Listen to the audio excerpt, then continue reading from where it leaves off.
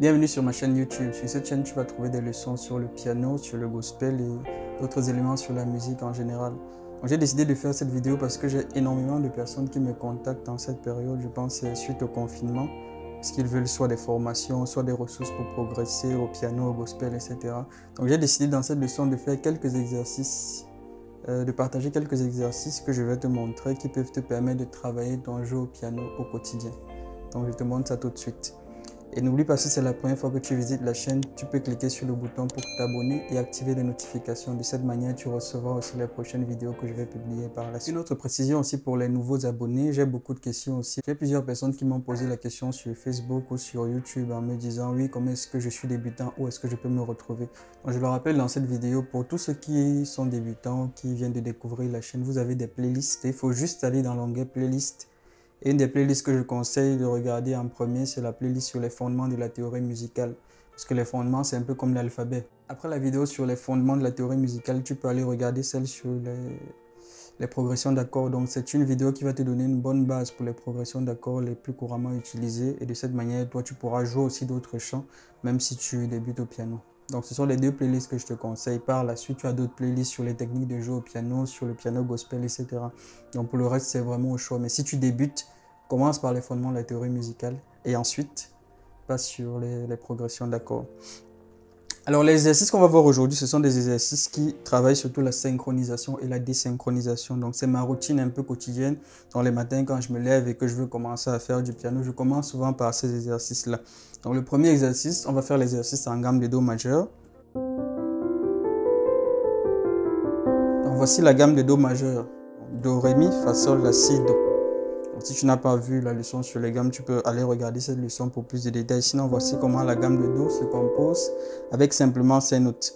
Donc le premier exercice, c'est effectivement de jouer notre gamme de Do majeur de cette manière. Main droite et ensuite main gauche aussi. Donc pour le positionnement du doigté, quand tu commences à jouer la gamme de Do majeur, il faut simplement savoir identifier l'endroit où tu fais le passage du pouce. Donc dans la gamme de Do majeur, on fait le passage du pouce après la tierce, c'est-à-dire après notre note de Mi. 1, 2, 3, 4, 5, 6, 7. Et on revient à Do. Donc après Mi, on passe le pouce pour arriver sur Fa. Tu vois? Donc c'est ça qu'il faut identifier à ce niveau. Donc après Mi, passage du pouce. Tu vois? Excellent. Donc à partir de ce moment, tu le fais sur la main gauche, sur la main droite de cette manière, à monter. Et en descente, ça va être exactement la même chose. Donc on va commencer par Do. Ensuite, on va jouer nos doigts dans le même ordre. Donc annulaire, majeur, index, pouce. Et passage ici par-dessus le pouce cette fois-ci, pour revenir à notre majeur, notre index et notre doigt. Donc si on doit numéroter les doigts, le pouce on peut l'appeler 1, l'index 2, le majeur 3, l'annulaire 4 et l'auriculaire le doigt 5. Donc notre doigt 2, il se retrouve sur la seconde, notre doigt 3 se retrouve sur la tierce et après on repasse avec le doigt 1 ici et on refait 2, 3, 4 ici jusqu'à 5. Et donc quand on va en descendant, c'est la même chose, 5, 4, 3, 2, 1. Passage par-dessus le pouce, 3, 2 et 1. Donc c'est comme ça qu'on joue notre gamme de Do majeur, à la main droite. Et je précise aussi que lorsqu'on joue la gamme de cette manière, je le dis souvent pour les débuter, il faut aussi travailler le dosage des notes. Profitez lorsque vous travaillez les gammes, que ce soit les gammes majeures, que ce soit les gammes mineures, que ce soit même d'autres gammes altérées ou modifiées pour pouvoir en fait travailler aussi votre doigté. Pourquoi? Parce que lorsqu'on fait de l'improvisation, c'est important lorsqu'on joue des solos de pouvoir avoir un doigté qui soit vraiment très souple à certains endroits ou assez intense. Donc de contrôler en fait le dosage qu'on a sur les notes. Parce que j'ai souvent des débutants qui font ça. En fait, ils sont juste en train d'appuyer très fort pour dire ok, je joue. Le plus important, c'est juste que j'arrive à jouer sur les notes. Non, il faut pouvoir jouer sur les notes avec de la souplesse et contrôler en fait le dosage qu'on y met. Donc ça, c'est pour notre main droite. Donc quand je fais ça avec ma main droite, je fais aussi la même chose avec ma main gauche. La même chose dans le sens où je joue ma gamme de Do majeur de haut en bas et ensuite de bas en haut. Mais en fait, la différence ici, la différence du doigté va être... le doigté va être différent sur la main gauche dans le sens où le doigté de la main gauche, il est symétrique par rapport à celui de la main droite. Je t'explique ça de façon claire. Si tu prends la main droite, on va le faire en descendant pour la main droite. 5, 4, 3, 2, 1. Passage par-dessus le pouce. Donc ici, on commence par 5, on va commencer par 1. Et ensuite, on a nos doigts qui s'alignent en fait de façon décroissante. Donc du plus grand au plus petit, 5, 4, 3, 2, 1. Donc ici, on va faire 1, 2, 3, 4, 5. Passage par-dessus le pouce. Tu vois. Donc on fait exactement la même chose qu'ici, par symétrie. Et dans l'autre sens, on fait exactement la même chose qu'ici, par symétrie. Donc là, on avait 1, 2, 3, passage du pouce, 1, 2, 3, 4, 5 par rapport au doigt. Donc là, on a 1, 2, 3, passage du pouce, 1, 2, 3, 4, 5. Il y a une symétrie entre les deux mains.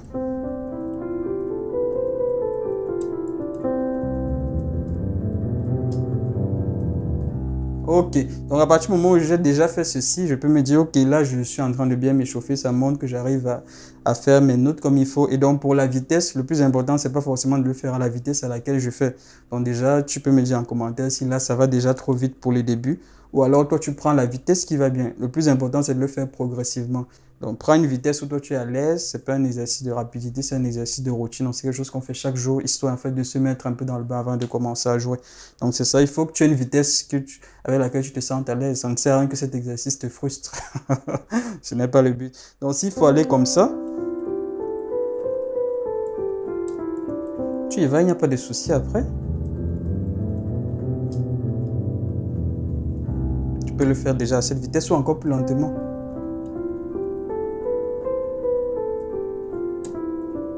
Ok, donc lorsque tu as fait cet exercice de main gauche, main droite, main gauche, maintenant le deuxième exercice, c'est un exercice de synchro. Donc il faut faire les deux en même temps. Donc pendant que tu fais la montée avec ta main droite, tu fais aussi la montée avec ta main gauche. Et tu vois là, en fait, là où c'est intéressant, quand tu fais l'exercice de cette manière, c'est qu'il faut bien saisir où s'effectue le passage du pouce. Donc ici, il s'effectue après notre troisième note. Pourtant ici, il va s'effectuer après notre cinquième note.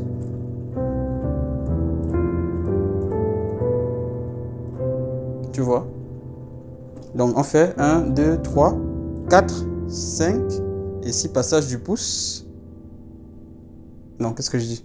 Donc on fait 1, 2, 3, 4, 5. 1, 2, 3. Passage du pouce à droite. Ensuite ici, passage du pouce à gauche. Tu vois? Donc tu identifies juste que tu as un passage du pouce ici, à la main droite, qui va être à 3, et à la main gauche, qui va être à 5.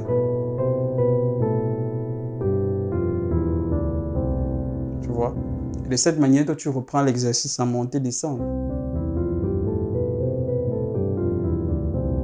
Le plus important ici, voilà, c'est aussi d'avoir une bonne souplesse et de bien te familiariser avec les endroits où tu dois faire les passages du pouce. Au fur et à mesure que tu vas le faire avec la main droite et après avec la main gauche, ça va devenir assez intuitif pour toi. Et lorsque tu devras faire l'exercice de synchro, tu pourras le faire ensemble. Lorsque tu fais l'exercice de synchro, une astuce que je peux te donner aussi pour le faire facilement, c'est de prendre du recul. Vraiment pas au sens figuré, mais vraiment au sens physique. Il faut que tu arrives en fait à avoir une vue de tes deux mains lorsque tu es en train de les jouer. Donc, il ne faut pas être trop près. Faut pas être trop près de ton piano parce qu'après, si tu es trop près de ton piano, il y a des notes que tu ne verras pas ou tu vas avoir une mauvaise vue. Donc, prends du recul et de cette manière, tu pourras jouer beaucoup plus simple si toi, tu prends du recul. Donc, voilà, essaye de faire ça de cette manière déjà. Donc, là, c'est le deuxième exercice que je fais. Donc, premier exercice, main droite, main gauche. Deuxième exercice, synchronisation. Troisième exercice, c'est un exercice de désynchronisation.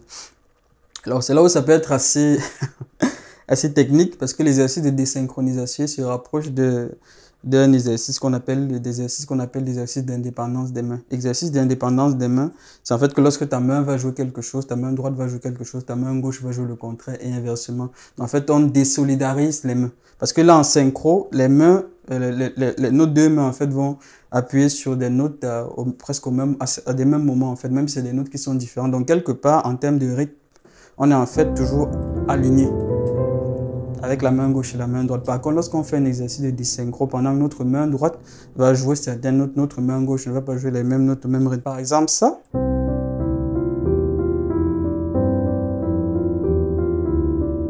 C'est un exercice de désynchro, d'indépendance des mains. Qu'est-ce qui se passe? En fait, notre main droite, elle fait ça. Et pendant que notre main droite fait ça, notre main gauche aussi, elle fait. Elle appuie une note en fait une fois toutes les deux notes. Donc on fait ça. 1, 2, 3, 4, 5. Monter en descente. 5, 4, 3, 2, 1. Mais notre main gauche en fait, on va faire un changement une fois toutes les deux notes. Donc 1, 2, 3, 4, 5. Tu vois. C'est là où ça peut devenir très violent pour les débutants parce que les exercices d'indépendance des mains, ça peut être très très compliqué. Donc ici, je vais te donner une petite astuce pour pouvoir faire l'exercice d'indépendance des mains assez facilement. C'est de voir en fait cet exercice comme si tu avais deux bits qui se superposaient l'un vers l'autre. Donc c'est un peu comme si ici tu avais...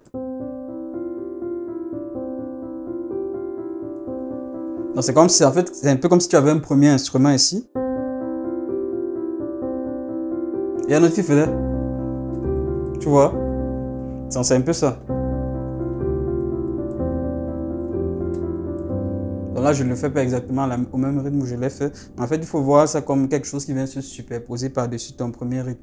Donc, lorsqu'on fait un exercice d'indépendance des mains, et j'insiste beaucoup dessus, il faut arriver à faire de manière séparée ce qu'on veut faire de façon indépendante. Donc, ça ne sert à rien de prendre des choses au début qui sont trop complexes parce que si déjà avec tes deux mains, tu n'arrives pas à faire de façon très simple ce que tu veux essayer de travailler dans l'indépendance, tu vas te tromper d'exercice. Parce que là, le but, c'est pas de jouer des choses compliquées. Le but, c'est de jouer, de désynchroniser nos deux mains. Qu'elles puissent être de façon indépendante. Je vais dire ça plutôt comme ça. Donc, ce qu'il faut faire, c'est que lorsque tu fais ça, bon, je vais le faire plus lentement. Donc, tu le fais jusqu'à ce que tu sois confortable avec cela. Maintenant, quand tu es confortable,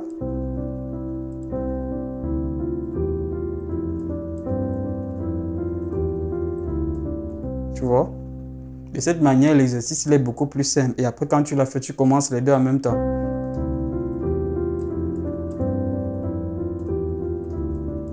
Alors, c'est un exercice qui peut être très, très difficile. Donc, tu me diras en commentaire si tu y arrives ou pas.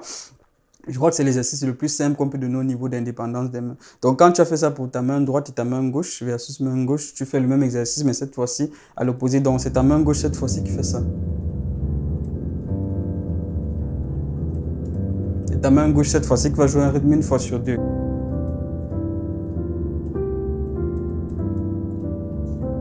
Quand tu es à l'aise, tu peux le faire un peu plus vite.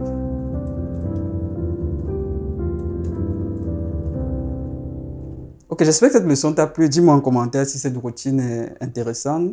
Si toi aussi tu as d'autres routines que tu utilises pour ton exercice. Et voilà, je te laisse travailler cela tranquillement. Donc je te dis, prends soin de toi. Ça vaut le coup vu le contexte actuel. Et on se dit à très bientôt pour de nouvelles leçons.